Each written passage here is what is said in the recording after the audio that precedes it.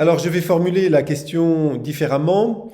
Finalement, est-ce que je souffre de symptômes pathologiques et de mal-être parce que je ne développe pas mes potentiels, ou est-ce que je n'arrive pas à développer mes potentiels et trouver un état de tranquillité, de sérénité, parce que j'ai un certain nombre de blocages? Là, nous observons deux approches qui peuvent paraître contradictoires, mais qui sont en fait tout à fait complémentaires. Simplement, elles n'ont pas vraiment la même destination. La première approche va consister donc à expliquer à la personne que si elle ne peut pas développer son potentiel, si elle ne peut pas trouver un état de sérénité, c'est en raison de blocages qui sont liés à son propre parcours, à son passé, à son enfance, éventuellement à sa petite enfance. Et donc le travail va consister à aller visiter la mémoire de cette personne pour trouver les événements, les circonstances qui pourraient être la cause de ces blocages. Cette approche, cette façon de faire a tout à fait sa pertinence parce qu'elle va aider la personne à cartographier sa vie et finalement à trouver la raison d'être de ces blocages. Et trouvant cette raison d'être à ces blocages, la personne va retrouver une certaine assise, une certaine confiance en elle.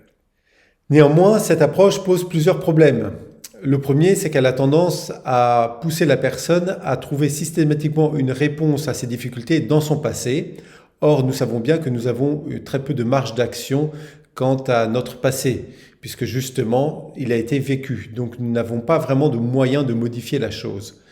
La deuxième chose, c'est que la personne, de ce fait, va moins avoir tendance à développer de la nouveauté en elle, de nouveaux potentiels, de nouveaux développements, parce que justement, elle va trouver simplement la logique de ces blocages et finalement va choisir d'avancer avec ces blocages ou malgré ces blocages, juste par compréhension de leur origine.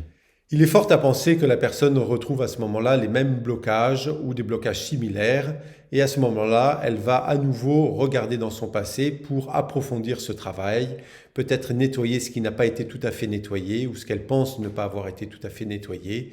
Et c'est une histoire qui a tendance à se répéter tout au long de sa vie. La deuxième approche vise à renverser le paradigme. Finalement, lorsque je ne développe pas mon potentiel, c'est peut-être là la raison de mes blocages. Et donc, à ce moment-là, je me place dans une perspective beaucoup plus constructive, beaucoup plus créative, qui vise à ouvrir de nouveaux horizons, de nouvelles perspectives, qui nécessitent le développement de mes capacités, plutôt que l'analyse constante de mon passé et le contrôle des événements et de la logique des événements. Là aussi, cette approche, bien que très prometteuse, rencontre un certain nombre de difficultés.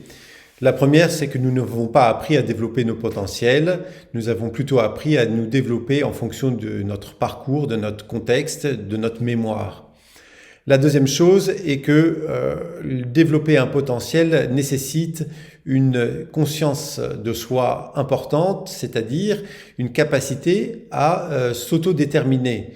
Or, là encore, nous avons une grande difficulté à trouver de la légitimité dans les processus créatifs qui sont les nôtres parce que nous avons une tendance à nous comparer et à nous sentir invalides dès lors que nous affirmons notre propre personne. Comment choisir entre ces deux approches ?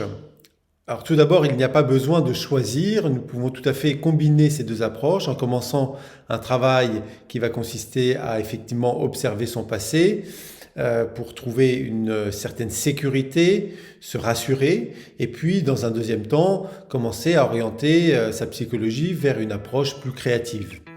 C'est donc à vous qu'appartient ce choix-là, et ce choix est forcément le bon à partir du moment où c'est le vôtre.